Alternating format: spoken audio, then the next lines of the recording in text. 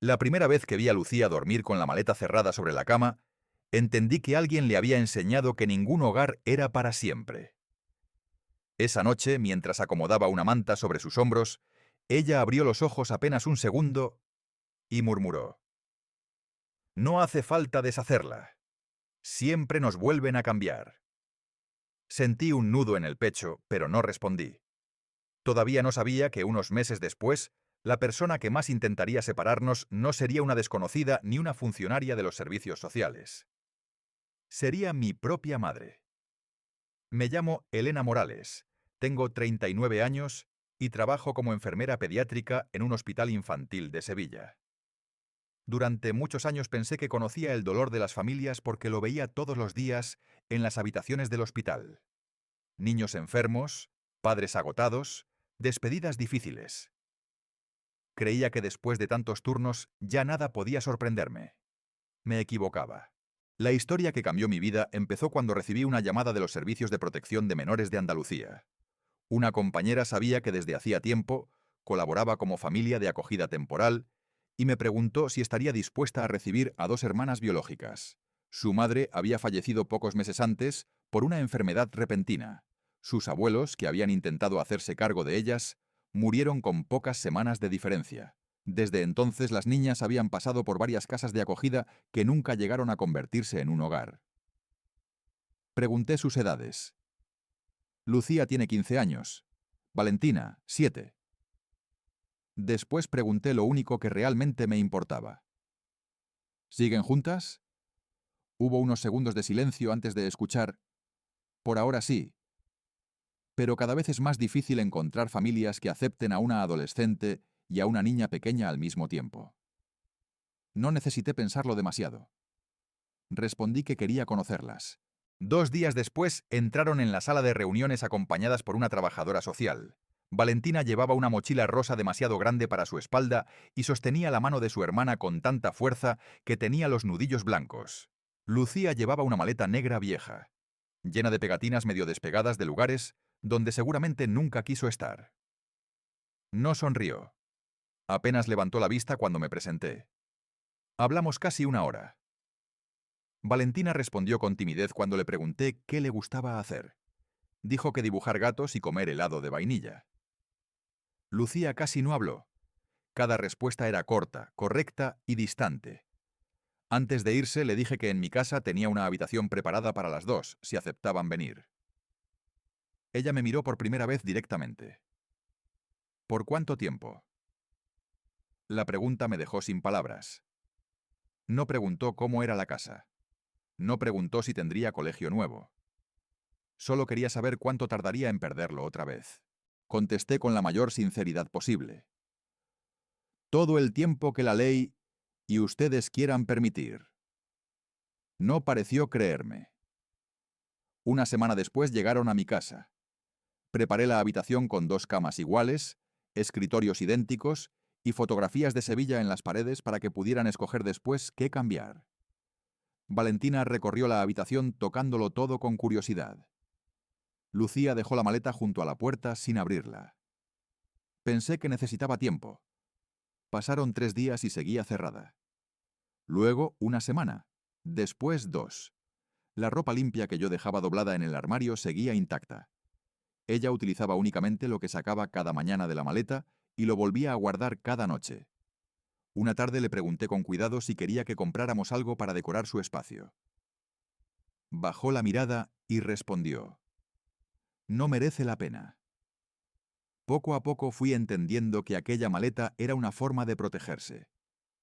Si nunca desempaquetaba, nunca tendría que sufrir otra despedida. Mientras tanto, Valentina empezó a cambiar antes.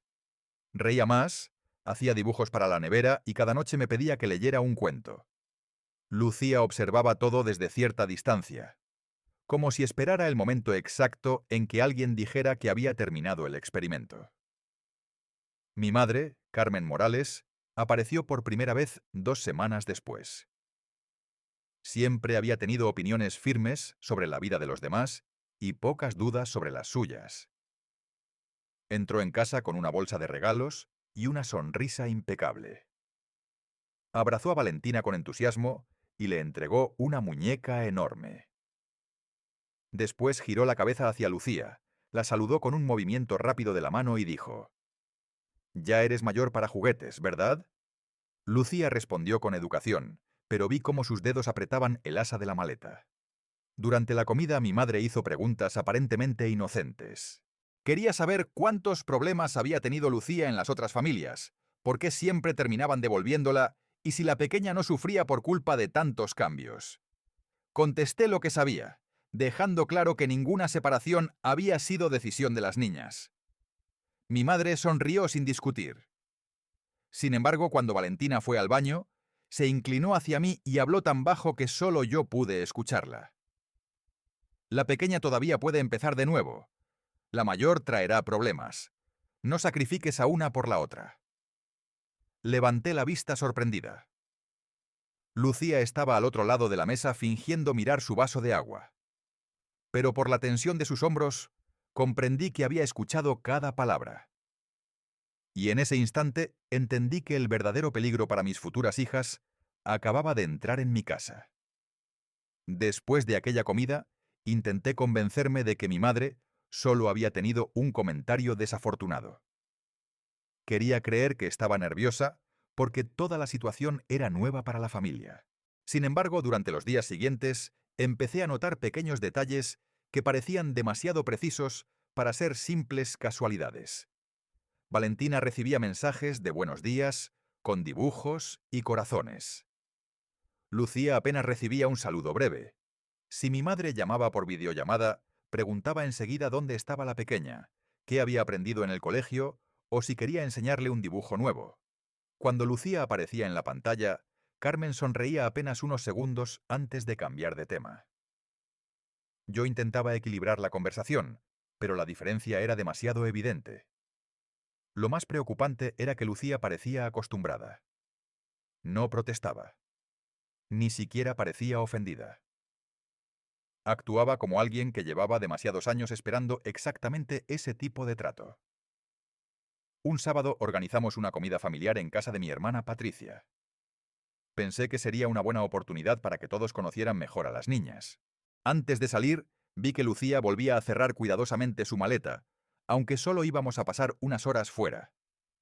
Le pregunté por qué lo hacía y respondió con una media sonrisa triste. Así no olvido cómo recoger rápido.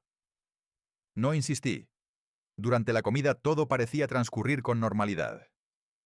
Mis sobrinos jugaban con Valentina en el jardín, mientras los adultos hablábamos alrededor de la mesa. Entonces mi madre apareció con 2 bolsas de regalo. Entregó una enorme a Valentina. Dentro había ropa nueva, libros infantiles y un estuche de colores. Después sacó un pequeño cuaderno y lo dejó delante de Lucía. «Pensé que quizá te sirva para escribir», dijo con aparente naturalidad. Nadie comentó nada, pero el silencio fue incómodo. Lucía agradeció el detalle con educación. Vi que Patricia observaba la escena sin decir una palabra. Aquella noche, cuando regresamos a casa, encontré el cuaderno perfectamente guardado dentro de la maleta sin una sola página escrita. Pasaron las semanas y la convivencia empezó a encontrar su ritmo. Valentina dejó de despertarse llorando por las noches. Empezó a llamarme desde la cocina cuando necesitaba ayuda con los deberes y cada vez que salíamos me buscaba la mano sin pensarlo. Lucía seguía siendo mucho más reservada. Cumplía con sus estudios, ayudaba en casa y protegía constantemente a su hermana pequeña. A veces la sorprendía mirando fotografías familiares colocadas en el salón. Nunca preguntaba nada sobre ellas. Solo las observaba unos segundos antes de marcharse. Un domingo me atreví a decirle que también podíamos hacer nuevas fotos para llenar las paredes. Ella respondió despacio. «No pongas ninguna mía todavía. Espera a que termine todo esto». Aquellas palabras me acompañaron durante días. Yo ya había iniciado el procedimiento para solicitar la adopción definitiva de ambas. Los informes de convivencia eran positivos, y la trabajadora social nos visitaba regularmente. Cada encuentro terminaba mejor que el anterior. Incluso Lucía comenzaba a responder con más confianza. Una tarde, mientras preparábamos la cena, Me preguntó si podía apuntarse al equipo de voleibol del instituto. Fue la primera vez que hizo un plan pensando en varios meses por delante. Sentí que empezaba a creer que existía un futuro. Pero mi madre también parecía darse cuenta de ese cambio. Empezó a visitar a otros familiares con mucha más frecuencia. Mi tía Rosa me llamó un día para preguntarme, con excesiva cautela, si Lucía tenía problemas de conducta. Me sorprendió la pregunta. Contesté que no, que era una adolescente prudente y responsable. Rosa dudó antes de responder. Es que tu madre comentó que había que tener mucho cuidado porque la chica arrastra demasiados traumas. Esa palabra me molestó profundamente. Traumas no definían a Lucía. Definían lo que otros adultos le habían hecho vivir. Poco después otro primo me preguntó si era cierto que Lucía había sido expulsada de varias casas de acogida por comportarse de forma agresiva. Aquello era completamente falso. Ningún informe mencionaba algo parecido. Empecé a comprender que alguien estaba construyendo una versión distinta de la realidad. Cuando enfrenté a mi madre por teléfono, respondió con absoluta tranquilidad. Solo intento protegerte. La pequeña merece estabilidad. Todos lo dicen. Le pregunté quiénes eran todos. No respondió. Cambió de conversación como si nada hubiera ocurrido. Días después descubrí algo que terminó de inquietarme. Valentina llegó del colegio muy contenta porque la abuela le había prometido llevarla sola al acuario el siguiente fin de semana.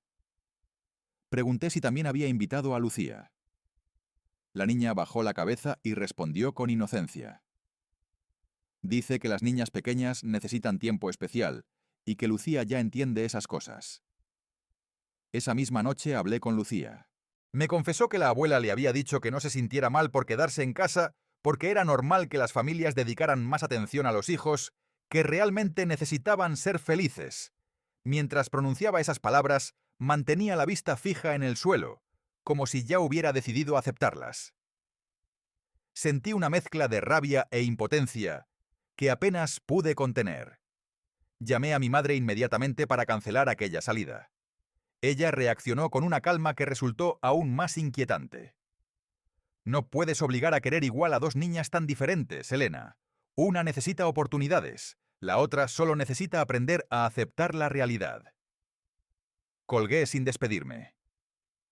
Aquella noche encontré a Lucía sentada en su habitación. Tenía la maleta abierta y estaba doblando su ropa con el mismo cuidado con el que otras personas preparan un viaje inevitable.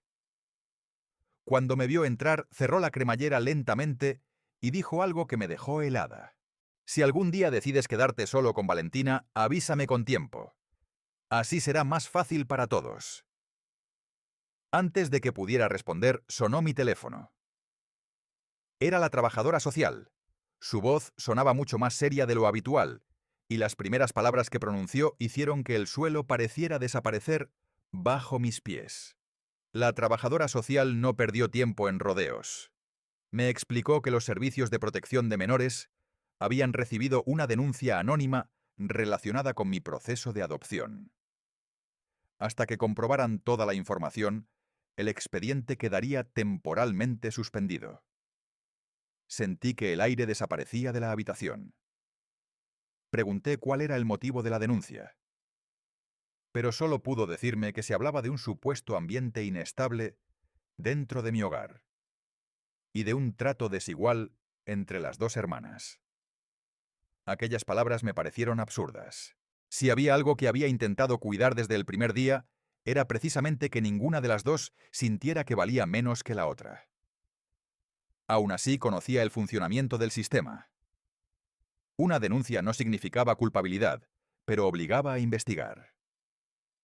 Colgué el teléfono intentando mantener la calma. Cuando levanté la vista, Lucía seguía junto a la maleta cerrada.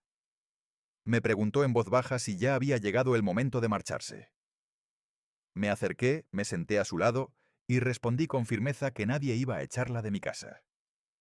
Ella asintió, aunque su expresión decía claramente que no me creía.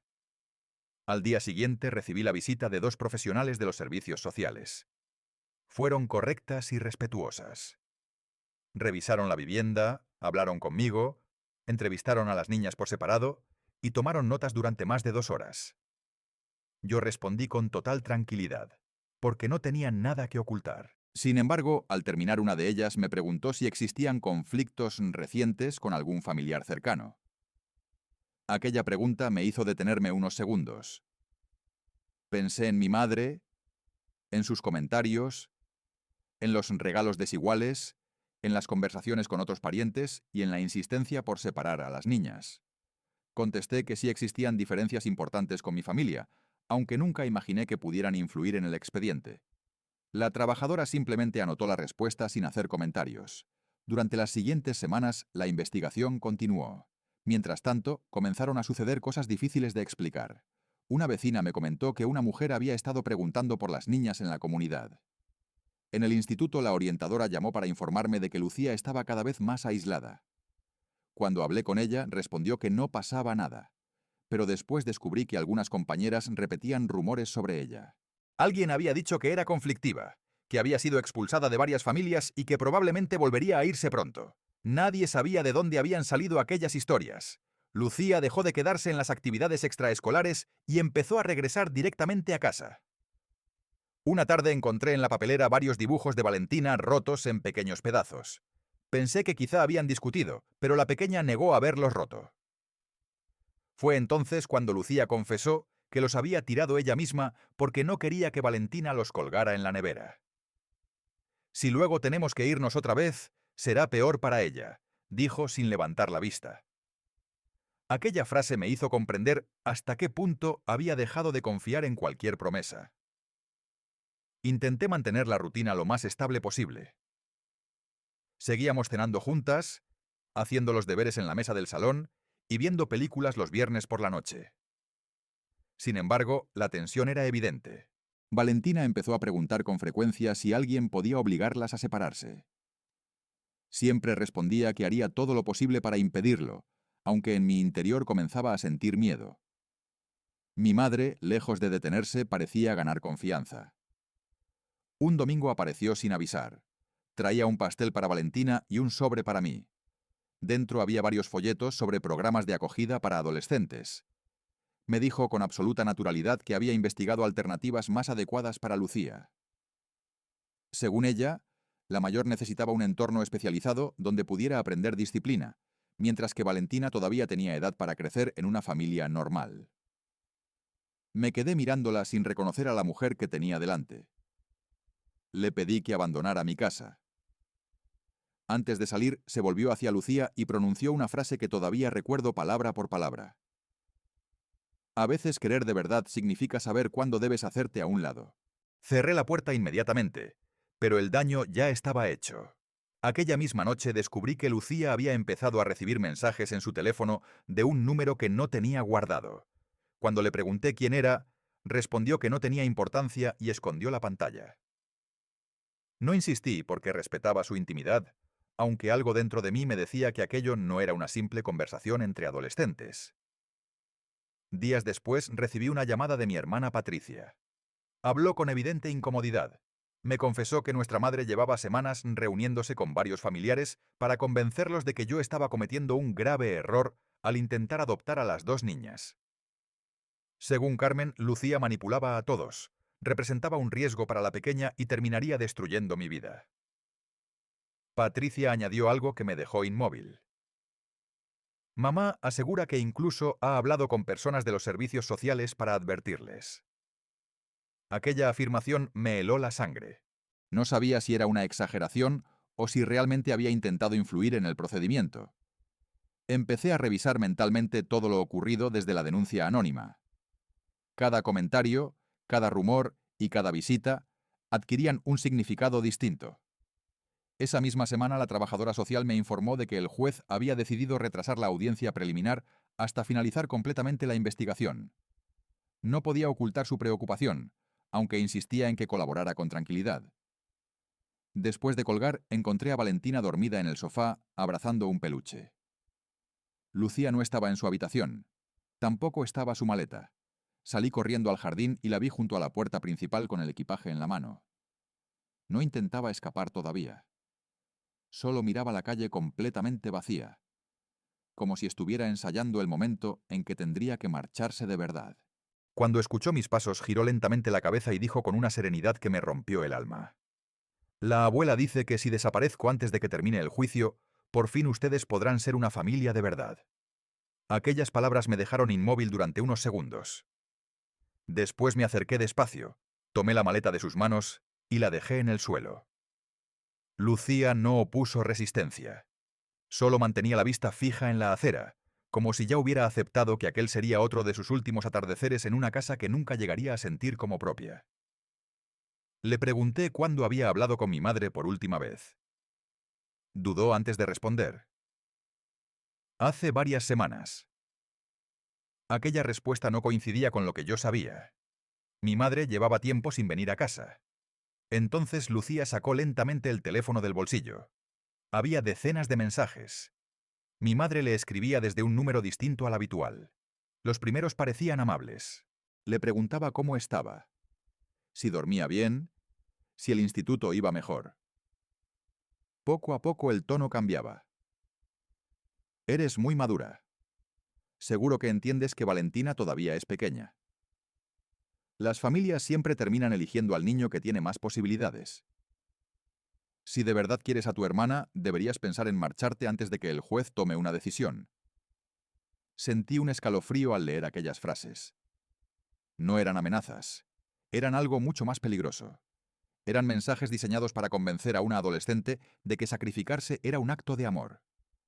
Miré a Lucía y le pregunté por qué nunca me los había enseñado. Bajó la cabeza y respondió casi en un susurro. Porque pensé que quizá la abuela tenía razón. Esa noche apenas dormí. Al día siguiente llamé a la trabajadora social y le pedí una reunión urgente. No quería presentar acusaciones sin pruebas, así que llevé capturas de pantalla, registros de llamadas y los mensajes completos. La trabajadora los leyó despacio. Su expresión cambió a medida que avanzaba. Cuando terminó, me preguntó si había más personas implicadas. No lo sabía. Era la primera evidencia concreta que tenía. Ella me explicó que cualquier intento de influir psicológicamente sobre una menor durante un proceso de adopción debía documentarse cuidadosamente. También me pidió que no respondiera a mi madre y que conservara absolutamente todo. Aquella conversación me hizo comprender que ya no bastaba con proteger emocionalmente a las niñas.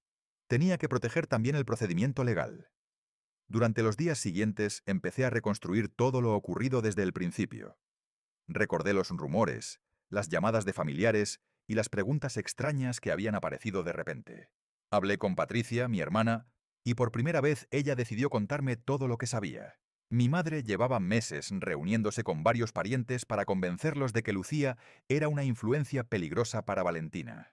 Incluso había preparado una versión completamente falsa de los informes de acogida, asegurando que la adolescente había provocado conflictos en todas las familias anteriores. Patricia admitió que nunca había visto un solo documento que respaldara aquellas afirmaciones.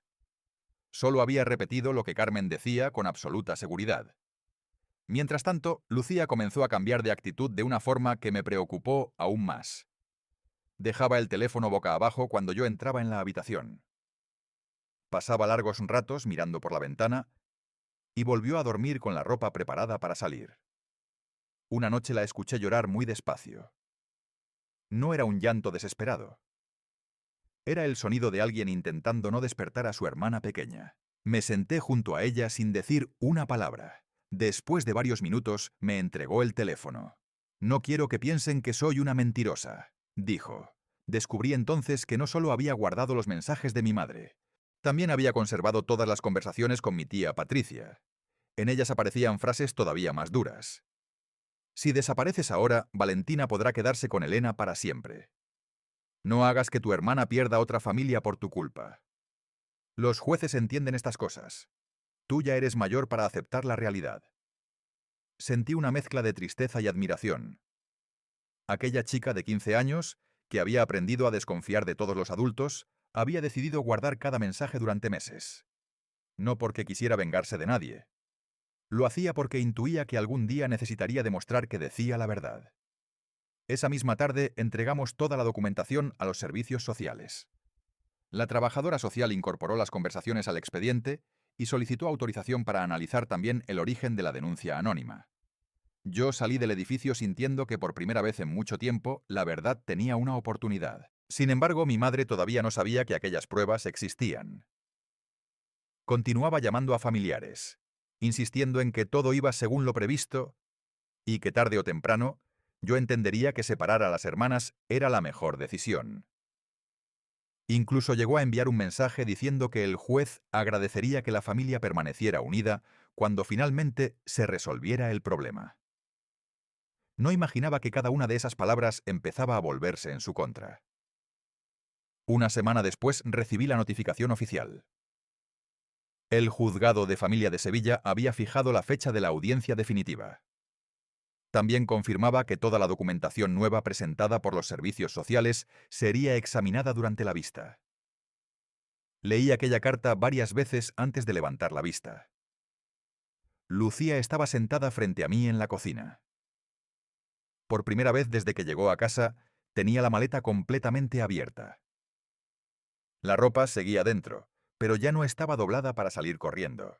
Me preguntó con la voz temblorosa si de verdad tendría que hablar delante del juez. Respondí que solo diría aquello que quisiera decir. Ella respiró hondo, cerró los ojos unos segundos y pronunció una frase que me hizo comprender que el momento decisivo estaba mucho más cerca de lo que imaginaba.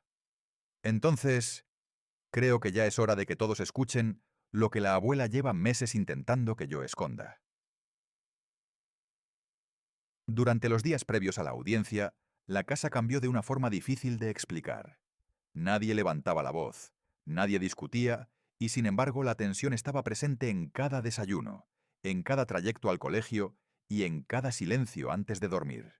Los servicios sociales volvieron a visitarnos para completar el informe definitivo. Esta vez la conversación fue distinta. No solo querían saber cómo vivíamos, sino también cómo habían afectado a las niñas todos aquellos meses de manipulación. Valentina respondió con la sinceridad propia de sus 7 años. Contó que ya no entendía por qué la abuela quería verla sola. Dijo que las dos hermanas siempre dormían mejor cuando estaban en la misma habitación, y que si alguien intentaba llevarse a Lucía, ella también quería irse con ella. La trabajadora social tomó nota sin interrumpirla. Después habló con Lucía durante casi 1 hora. Cuando terminó, salió del despacho con los ojos enrojecidos. No reveló el contenido de la conversación, pero antes de marcharse me dijo algo que nunca olvidaré. Su hija lleva demasiado tiempo creyendo que el amor consiste en desaparecer para que otros sean felices. Era la primera vez que alguien llamaba hija a Lucía delante de mí. Aquella sola palabra me dio fuerzas para afrontar lo que venía. Mientras tanto, mi madre seguía convencida de que todo estaba bajo control. Varios familiares empezaron a llamarme para insistir en que aceptara una reunión para evitar un escándalo delante del juez. Todos repetían casi las mismas frases. Que Lucía necesitaba un lugar diferente. Que Valentina todavía podía empezar una nueva vida.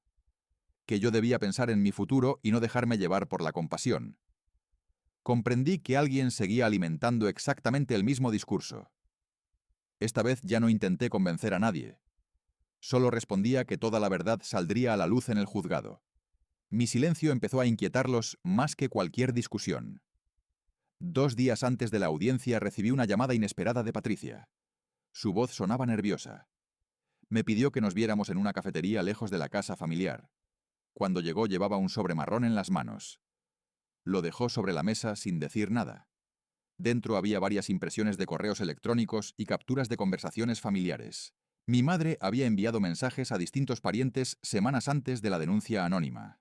En ellos hablaba de la necesidad de impedir la adopción de Lucía porque, según ella, todavía era posible salvar a la pequeña. Incluso proponía que algunos familiares declararan haber observado comportamientos agresivos que nunca habían existido. Patricia confesó que al principio creyó que Carmen exageraba por preocupación, pero cuando vio cómo seguía presionando incluso después de iniciarse la investigación, comprendió que aquello había ido demasiado lejos. Me pidió perdón por no haber reaccionado antes. No era un perdón que necesitara escuchar, pero entendí el valor que tenía para ella enfrentarse por primera vez a nuestra madre.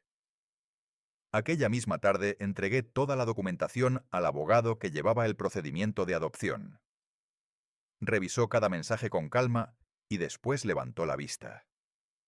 Me explicó que el contenido no demostraba por sí solo quién había presentado la denuncia anónima, pero sí acreditaba una campaña continuada para influir emocionalmente sobre una menor y desacreditar el proceso de adopción.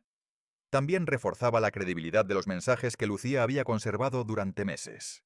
Cuando salimos del despacho sentí, por primera vez desde que comenzó aquella pesadilla, que ya no estábamos completamente indefensas. Esa noche ocurrió algo que jamás pensé ver. Mientras preparaba la cena, escuché ruido en la habitación de las niñas. Subí creyendo que discutían y encontré a Lucía sentada en el suelo con toda la ropa repartida alrededor.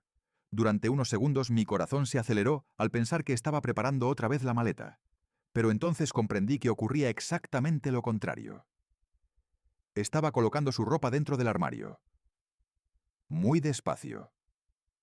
Doblando cada camiseta con cuidado. Valentina la ayudaba guardando los zapatos en la parte baja del mueble. Cuando terminaron, Lucía cerró la puerta del armario y miró la maleta vacía. Permaneció unos segundos inmóvil antes de decirme: «No sé si el juez decidirá que me quede aquí, pero no quiero llegar pensando que ya estoy de paso». Me acerqué sin decir una palabra y la abracé. Fue ella quien dio el primer paso. Era la primera vez que aceptaba un abrazo sin quedarse rígida. Permanecimos así varios segundos hasta que Valentina también se unió. Aquella imagen quedó grabada para siempre en mi memoria. Al día siguiente sonó mi teléfono muy temprano. Era la trabajadora social. Me informó de que la investigación interna había localizado nuevos elementos relacionados con la denuncia anónima y que toda esa información sería incorporada al expediente antes de la vista. No quiso dar más detalles por teléfono, pero añadió una frase que hizo que el silencio llenara la cocina. Mañana el juzgado conocerá mucho más que una solicitud de adopción. Conocerá todo lo que alguien ha intentado hacer para convencer a una niña de que no merece pertenecer a una familia. Colgué lentamente. Miré a mis dos hijas desayunando frente a mí. Lucía levantó la vista y por primera vez desde que la conocía, ya no vi miedo en sus ojos. Vi determinación. Sin embargo, todavía ignorábamos que, al otro lado de la ciudad, mi madre seguía entrando al Palacio de Justicia, convencida de que aquel día terminaría exactamente como ella había planeado durante tantos meses. La mañana de la audiencia salimos de casa mucho antes de lo necesario. Quería evitar cualquier sensación de prisa para las niñas. Valentina llevaba entre las manos un pequeño cuaderno donde había dibujado nuestra casa con 3 personas tomadas de la mano. Lucía caminaba en silencio, pero aquella vez no llevaba la maleta. Solo una carpeta transparente con los documentos que el abogado le había pedido conservar. Cuando llegamos al juzgado de familia de Sevilla, vi a varios familiares esperando en el pasillo. Mi madre estaba rodeada de 2 tías y de un primo que evitó mirarme a los ojos. Carmen sonrió al verme acercarme, como si todo aquello fuera una simple diferencia de opiniones que terminaría resolviéndose a su favor. Se inclinó hacia mí y dijo en voz baja: «Todavía estás a tiempo de hacer lo correcto». No respondí. Tomé la mano de Valentina y entramos en la sala. Minutos después comenzó la audiencia. El juez saludó con serenidad a todas las partes y explicó que, además de resolver la solicitud de adopción, debía valorar la información incorporada durante la investigación abierta tras la denuncia anónima. Nuestro abogado presentó primero los informes de convivencia elaborados por los servicios sociales. Todos coincidían en que las niñas habían evolucionado de forma positiva desde que llegaron a mi casa, especialmente gracias a permanecer juntas. Después intervino la trabajadora social. Explicó con claridad cómo la estabilidad emocional de ambas dependía de mantener el vínculo entre las hermanas y señaló que nunca había encontrado indicios de favoritismo por mi parte. Mientras hablaba, vi cómo la expresión de mi madre cambiaba lentamente. Aquello no estaba siguiendo el camino que ella esperaba. Entonces llegó el momento que ninguno de nosotros olvidaría. El juez tomó un sobre del expediente y anunció que leería parte del contenido relacionado con la denuncia anónima. Primero resumió el escrito recibido meses atrás. En él se afirmaba que yo favorecía deliberadamente a la menor, que Lucía representaba un peligro para su hermana y que la adopción conjunta supondría un riesgo para ambas. Después levantó otro documento. Explicó que durante la investigación habían aparecido conversaciones mantenidas durante meses entre mi madre, mi hermana Patricia y Lucía, Comenzó a leer algunos fragmentos en voz alta. Si desapareces antes de que termine el proceso, Valentina podrá quedarse con Elena para siempre. Las familias siempre eligen al niño que merece otra oportunidad. Hazlo por tu hermana. Nadie te culpará. La sala quedó completamente en silencio. Mi madre intentó interrumpir diciendo que aquellos mensajes estaban sacados de contexto, pero el juez le pidió que guardara silencio hasta que terminara la lectura. Después incorporó las capturas entregadas por Patricia y los correos electrónicos donde mi madre proponía convencer a otros familiares para declarar hechos que nunca habían ocurrido. Finalmente, la representante de los servicios sociales confirmó que la investigación interna había encontrado suficientes coincidencias para concluir que la denuncia anónima estaba vinculada a esa misma campaña de manipulación, aunque el procedimiento correspondiente seguiría su curso por separado. Carmen perdió por primera vez la calma. Insistió en que solo intentaba proteger a Valentina. El juez le preguntó entonces por qué había enviado durante meses mensajes privados a una menor intentando convencerla de abandonar voluntariamente a la única familia estable que había conocido. No respondió. Bajó la vista. Fue entonces cuando Lucía pidió permiso para hablar. Nadie la había obligado. Se levantó lentamente y respiró hondo antes de mirar directamente al juez. Su voz tembló al principio, pero ganó firmeza con cada frase. Contó que durante años nunca había deshecho su maleta porque siempre esperaba el siguiente rechazo. Explicó que había guardado todos aquellos mensajes porque tenía miedo de que nadie creyera su versión. Después miró hacia mí. Yo pensaba que, si desaparecía, mi hermana tendría por fin una familia. Pero Elena nunca me pidió elegir. Nunca nos separó. Nunca dejó que una valiera más que la otra. Hizo una pausa muy breve antes de pronunciar las palabras que más había esperado escuchar. Quiero quedarme exactamente aquí. Quiero que esta sea mi familia. Sentí que apenas podía contener las lágrimas. El juez me pidió que también declarara. Me puse de pie y hablé bajo juramento. Expliqué que nunca volvería a permitir que nadie dividiera a mis hijas entre una digna y otra sobrante. Dije que la maternidad no dependía de la sangre, sino de la decisión diaria de proteger a un niño, incluso cuando hacerlo implicaba perder a otros adultos importantes. Miré a mi madre por última vez antes de terminar. Hoy no estoy eligiendo entre mi familia y unas niñas. Estoy eligiendo entre el amor y el miedo. Y hace mucho tiempo que decidí de qué lado quiero vivir. El juez permaneció unos segundos revisando el expediente antes de anunciar su resolución. Aprobó la adopción plena de Lucía y Valentina, autorizando que ambas llevaran oficialmente el apellido Morales. También dejó constancia expresa de que el interés superior de las menores exigía preservar su unidad familiar y valoró negativamente cualquier intento externo de manipular emocionalmente a una de ellas para provocar su separación. Apenas terminó de leer, Valentina rompió a llorar de alegría y abrazó a su hermana con tanta fuerza que las dos casi perdieron el equilibrio. Lucía cerró los ojos unos segundos mientras repetía en voz muy baja una frase que probablemente llevaba años esperando decir. Nos quedamos.